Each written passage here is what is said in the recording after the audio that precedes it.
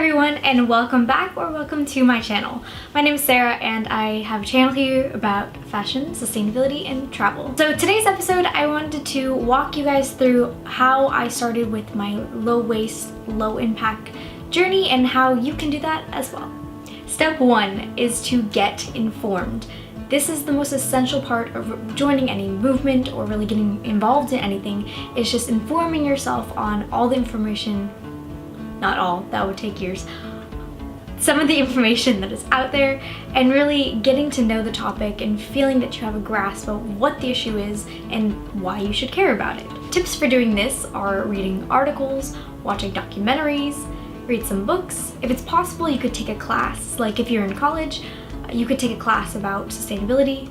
A caveat of this is it's not an all or nothing. There's no way that you can know every single aspect of an issue, and especially with something as broad as sustainability that has so many definitions and so many different facets, it's impossible. Don't feel like you have to know everything to be really committed to a cause or really care about something. Step number 2 is to do some self-audits. So this is where once you really get a grasp of what is the issue, you can take your actions and think about them. So the first one is a trash audit. Basically for about a week I kind of tracked what kind of things were going into my trash can and which were going into my recycle. And for myself, I found that food scraps were most of what was in my trash can, along with a couple of unrecyclable plastics. And in my recycle, I found it was a lot of food containers and things of that sort. So some questions that you could be asking when you do your trash audit are, what really am I throwing away or recycling? You could also ask, how often do you take out your trash or recycling? Just in figuring out what you throw away are some ways to really think about your impact and what you can do to mitigate the amount of things that end up going both to recycle and to landfill. Even with things as simple as plastic bags, you can reuse them to a certain extent. It's better to reuse first and foremost. Secondly, recycling if that can happen with an item. And then final resort would be the trash can. But really thinking about how can I just reduce the amount of waste that's going both in recycle and trash is a great first step. The second type of audit that I did on myself and I'm continuing to do is a money audit. So this is basically where I track every single dollar that I spend during the month. The point of this really to start was, where is my money going, and for like a personal financial budgeting point of view, but also what kind of things am I putting my money toward. For myself personally, the 3 categories that were having the most money spent on them were grocery, travel, and thrifting. And so in that, I kind of really refocused and figured out how can I spend this money most effectively and the most intentionally. But really looking at the kind of categories that you spend money in is a great way to figure out what kind of personal environmental impact you can have and how you can reduce your own. But tracking every single dollar forever and ever is not necessary or feasible for a lot of people. So I would recommend either doing it for a week or even a day to see what kind of money you spend during a day. And one more thing about the money audit is kind of think about the things that you don't directly spend money on every week, but that you are over time spending money on. The biggest example I have to share for this is if you drive a car.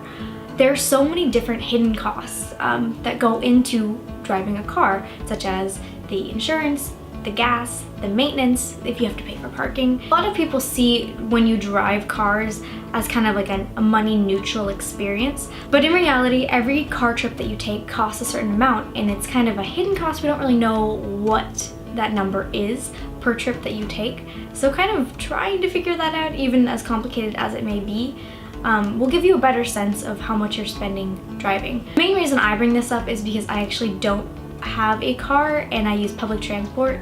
People tend to see public transport as costing money, and it does. So let's say in San Diego it's $2.25 for every bus route that you take.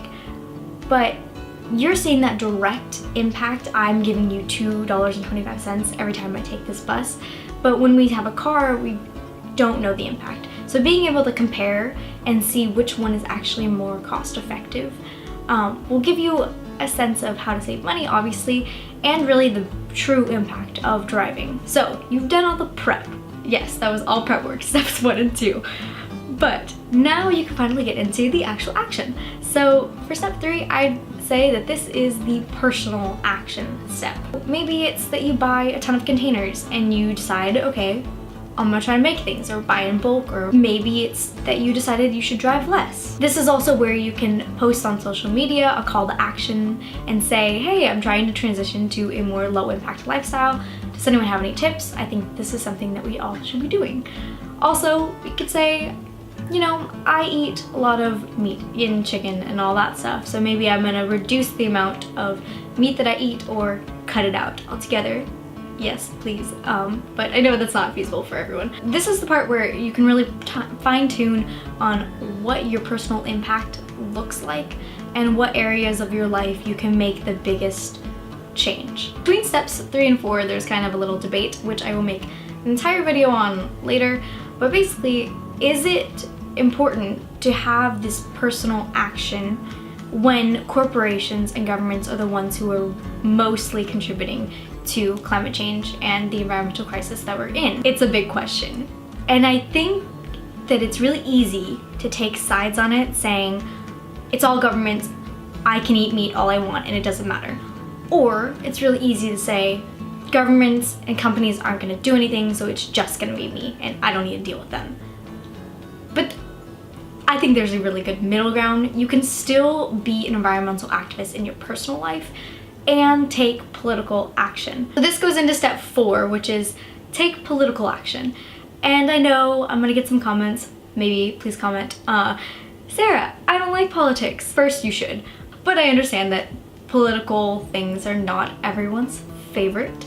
So this can mean anything from researching the brands that you love and you buy from and emailing them. Political action for me is anything that keeps other bodies outside of you accountable. So if you want to go more of the traditional route, call your congresspeople. I'm gonna put the numbers for some local Californian people that I call all the time. I mostly call Kamala Harris, and that's because I think that she's doing a lot of great work in everything. She's just awesome, but particularly in the environmental field. So the other day I saw on my Twitter that Kamala had introduced 2 bills for Public Land Act and public land use.